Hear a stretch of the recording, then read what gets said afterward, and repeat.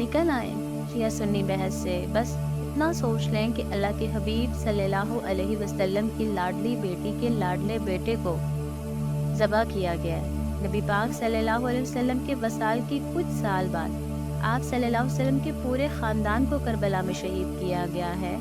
آخر ہوا کیا تھا؟ کیوں اس حسین کو شہید کیا گیا؟ اس کے لیے اللہ کے حبیب صلی اللہ علیہ وسلم نے فرمایا تھا کہ حسین مجھ سے ہے اور میں حسین سے ہوں۔ شان حسین میں تو کوئی اختلاف نہیں ہے نا۔ اللہ کے نبی کے لاڈلے نواسے حسین، وجہ کائنات کی لاڈلی بیٹی کے لاڈلے حسین، شیر خدا کے بہادر بیٹے حسین، پھر ان کے نام پہ اختلاف کیوں؟ ہم نے بچوں کو شیعہ سنی اختلافات تو سکھائے ہیں، مگر کیا مقصد کربلا بھی بتایا ہے؟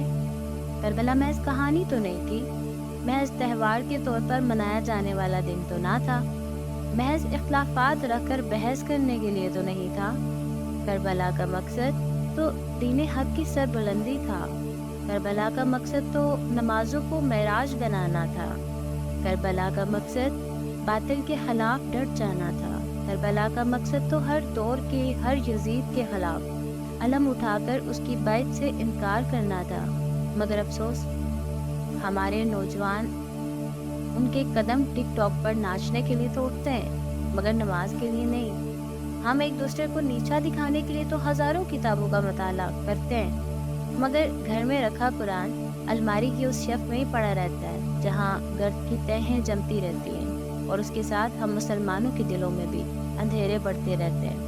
جس دین کو بچانے کے لیے حسین ابن علی نے اپنے سارے کنبے کو قربان کر دیا، ہم نے اس دین کو محض تہوار بنا رکھا ہے۔ جس دین کو آل رسول صلی اللہ علیہ وسلم کے خون سے سیراب کیا گیا ہے، افسوس ہم نے اس کو اختلاف کا ذریعہ بنا دیا ہے۔ جس دین کو ہم نے زندگی کے ہر لمحے میں شامل کرنا تھا، اس کو ہم نے گنتی کے چند دنوں تک محدود کر دیا۔ ہمیں سوچنا چاہیے، کیا ہم نے کربلا کا اصل مقصد اپنے بچوں تک پہنچایا ہے؟ کیا ہم نے اصل مقصد جاننے کی کوشش کی ہے؟